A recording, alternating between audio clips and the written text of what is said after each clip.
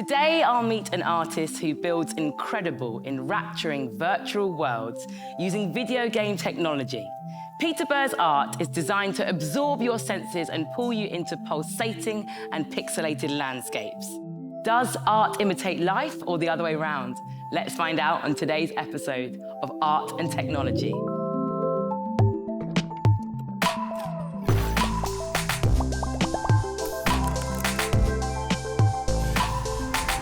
Oi, oi, Peter. I am transmitting to you from the bonny lands of Scotland all the way into your studio in Brooklyn. How are you doing? How are you guys doing out there? Yeah, we're okay. We're quite envious of your incredible jungle action. So you started off designing video games in contrast to us talking about the natural world. How do you sum it up? Consuming this fire hose of media growing up in America, and played a lot of video games. I watched a lot of movies. I watched a lot of television. I was drawing. That was just what was natural.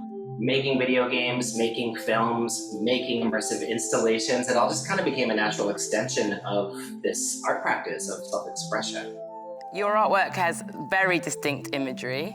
What are the main questions that you may be asking? Oh man, there are so many questions. Something that I love about having an art practice is the thing that I spend all my time doing is that I get to ask a lot of questions. I'm making work that's reflecting the world that I live in, and it's a complicated world.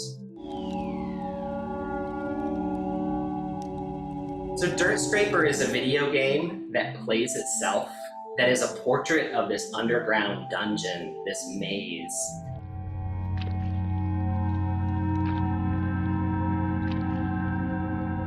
And the experience of watching Dirt Scraper, the experience of hearing the voices of a community of people living inside of this decaying underground labyrinth. There's a constellation of different artworks, and thinking about how can I make these artworks that explore the feeling of a labyrinth, as well as exploring these kind of different connections of thinking about living in a complicated environment, living in a city that we don't have control over.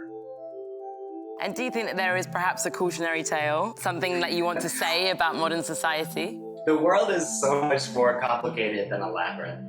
And so nowadays, as someone who is inextricably lost in technology, I think it's really interesting to look at that image of a maze as this place to tether myself to make sense of the world.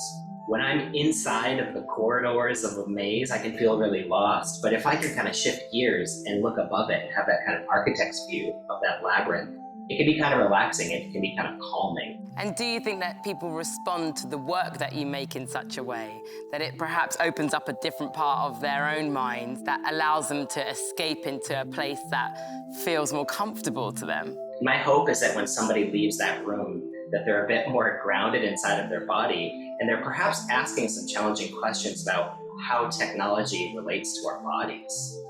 What is your best hope for the future? I'm always trying to search for that thing that still feels dazzling, that still points towards something in the future that we want. What does the world look like now? And how can we solve the problems that are happening now so that our future is actually better?